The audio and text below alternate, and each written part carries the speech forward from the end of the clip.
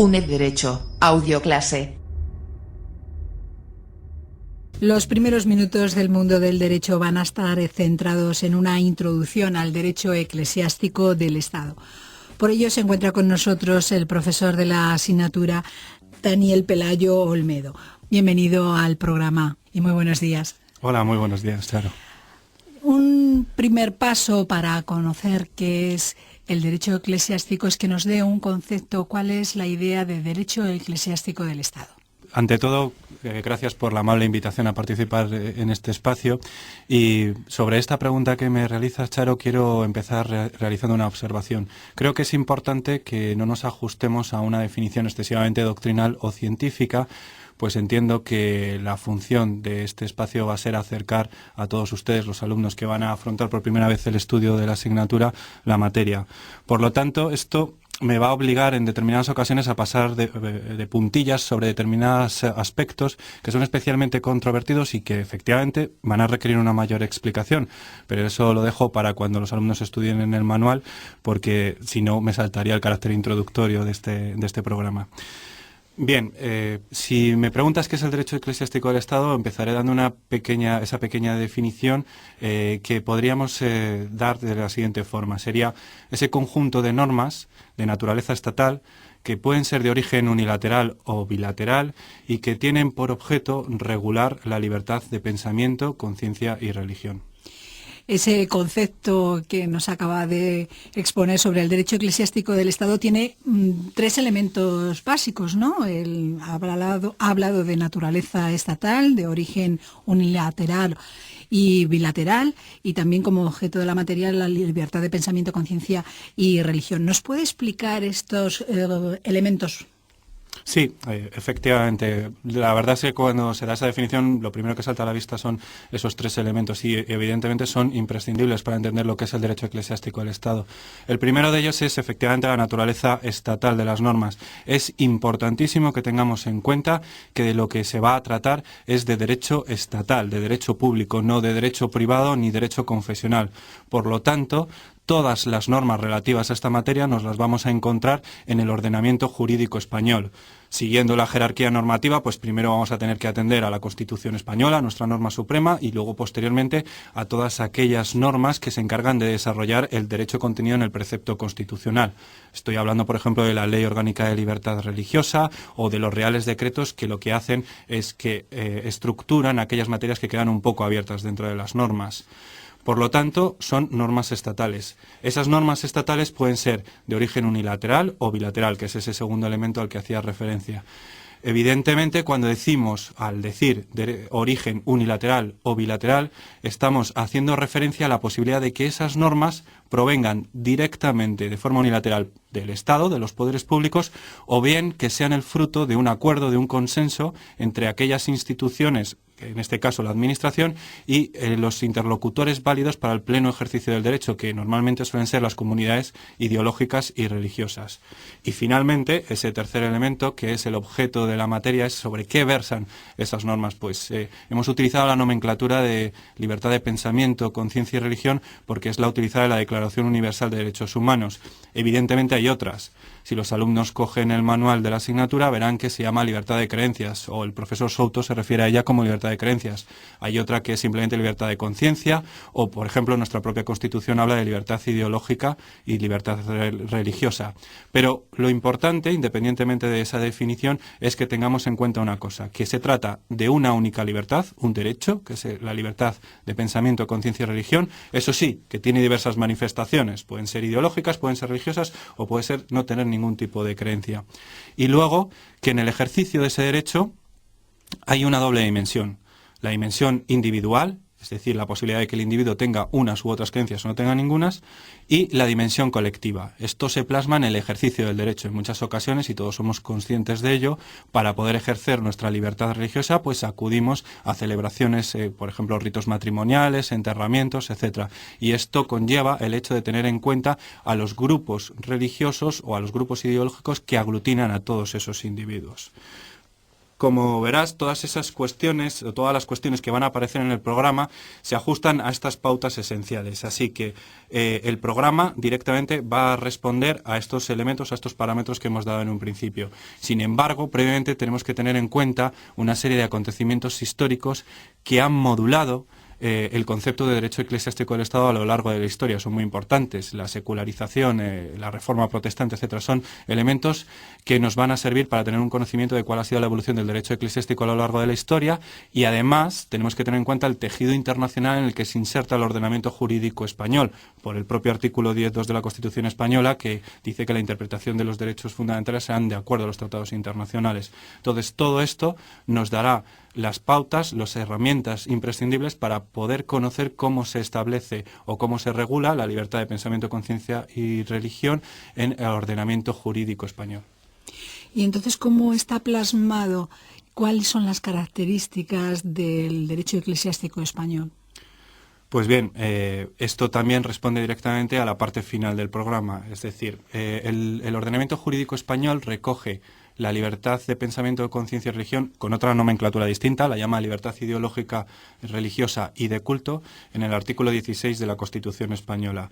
Como decíamos antes, se trata de una sola libertad, es decir, el propio Tribunal Constitucional ya lo dijo en el año 85 que era una única libertad con diversas manifestaciones, pero lo importante es saber que en el primer párrafo aparece garantizada esa libertad ideológica y religiosa y de culto.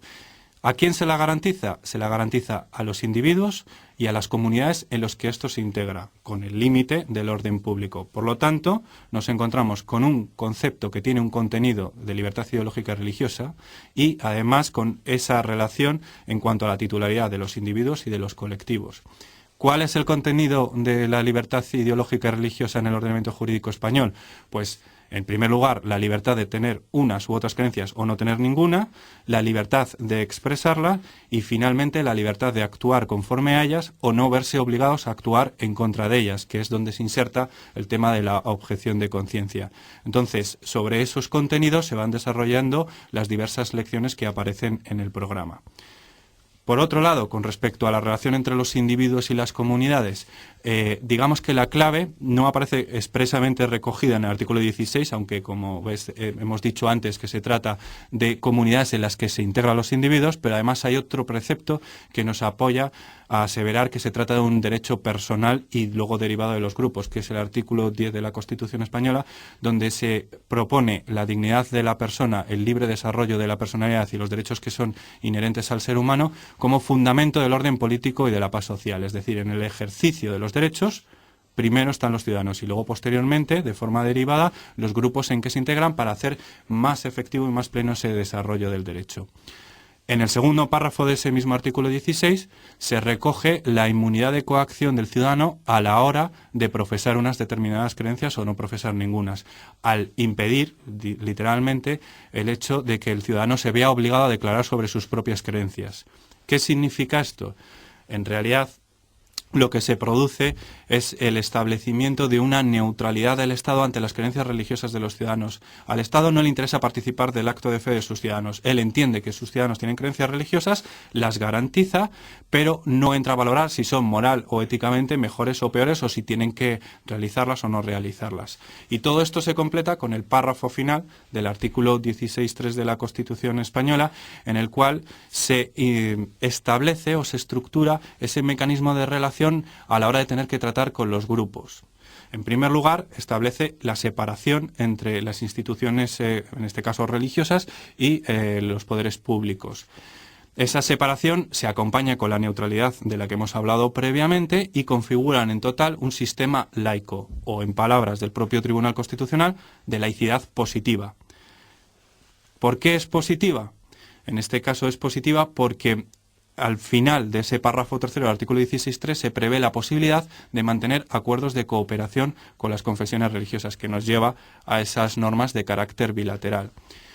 ¿Cómo se ha plasmado esa posibilidad de mantener acuerdos de cooperación con las confesiones religiosas? Pues primero se han marcado a través de la Ley Orgánica de Libertad Religiosa que desarrolla el artículo 16 de la Constitución, que establece como mecanismos de cooperación los acuerdos para aquellas confesiones que tengan notorio arraigo en España y que hayan sido inscritas en el registro de entidades religiosas. Y esto ha dado como fruto acuerdos con la Iglesia Católica y con otras confesiones religiosas. Los acuerdos con la Iglesia Católica son 5. El primero fue un acuerdo marco que se firmó previamente a la Constitución, que es del año 76, donde se renuncian a los privilegios que provenían del sistema del régimen franquista anterior, y además se establece la posibilidad de firmar otros acuerdos que finalmente quedan plasmados en el año 1979 en un grupo de 4 acuerdos que recogen una serie de materias que son específicas para la práctica de las creencias religiosas. Por ejemplo, hay un acuerdo que habla de asuntos jurídicos que va desde el reconocimiento de personalidad jurídica a las entidades católicas hasta el reconocimiento de efectos civiles al matrimonio de aquellas personas que lo hagan por el rito católico. Hay otro que trata de asuntos culturales y de enseñanza. En este acuerdo, por ejemplo, se trata desde el patrimonio histórico-artístico, que todos sabemos que hay mucho patrimonio que pertenece o que proviene de la Iglesia Católica, pues cómo se defiende ese patrimonio histórico-artístico, o también se habla incluso del tema de la educación de la religión en los colegios públicos, ¿no? Cómo se tiene que realizar. Luego hay otro acuerdo que trata de los asuntos económicos, que en este acuerdo lo que se hace realmente es establecer el modelo de financiación, que sería un tránsito desde el sistema del régimen franquista, donde se financiaba directamente a la Iglesia Católica, a un modelo más adecuado al sistema laico, o hasta los propios beneficios fiscales que pueden tener las entidades católicas en la realización de determinadas actividades. Y luego hay otro acuerdo que es la asistencia religiosa en centros públicos, que, por ejemplo, pensemos en una persona que está hospitalizada o que está dentro de un centro penitenciario y que por determinadas circunstancias requiere de asistencia religiosa. Pues, ¿cómo se puede hacer? Que entre el ministro de culto a impartir esa asistencia religiosa, etcétera. Pues una serie de particularidades. Y todo esto también tiene su plasmación en esos otros acuerdos con el resto de las confesiones religiosas que alcanzaron notorio arraigo y que están inscritas y que se firmaron en el año 1992 y que son ahora mismo existen acuerdos con la Comisión de Comunidades Judías de España, con la Federación de los Islamistas y con la Federación de Entidades Evangélicas de España. Y tienen más o menos las mismas materias reguladas en esos acuerdos, esas normas de origen bilateral que especifican cómo se tiene que producir el ejercicio de ese derecho. Hemos visto una breve introducción al derecho eclesiástico del Estado, la importancia que tiene y los diferentes elementos. Y ya para concluir, profesor Pelayo, unas recomendaciones para el estudio de esta materia. Pues bien, básicamente teniendo en cuenta estas pautas de las que hemos hablado, el alumno, pues todos ustedes comprobarán que se van a encontrar estas materias más desarrolladas en el programa y sobre todo lo que les recomiendo es que sean muy concretos a la hora de estudiar, que no lo afronten con miedo ni tampoco con prejuicios y simplemente que tengan conciencia de que lo que están estudiando es una materia de derecho público, de derecho estatal, que tiene unas pautas a seguir. Se tienen que centrar en ellas, específicamente ser muy concretos, porque luego, por ejemplo, a la hora de realizar el examen, nosotros tenemos un examen de 5 preguntas que no tienen espacio tasado, se deja un poco de libertad al alumno para que pueda responder lo que él entienda que tiene que responder, pero en realidad la mayoría de esas preguntas se responden concretamente, tienen unas pautas, unos requisitos que hay que establecer. Entonces puede ocurrir que en algunas ocasiones el alumno se distraiga un poco contextualizando la pregunta y cuando llegue el momento idóneo para responder sus conocimientos sobre el tema, pues haya pasado demasiado tiempo, no tenga espacio o lo que fuere, ¿no? Entonces, que siempre que sean muy concretos y que vayan al grano, en definitiva. Profesor Pelayo, muchísimas gracias por haber estado estos minutos y darnos estas pautas para el estudio del derecho eclesiástico del Estado.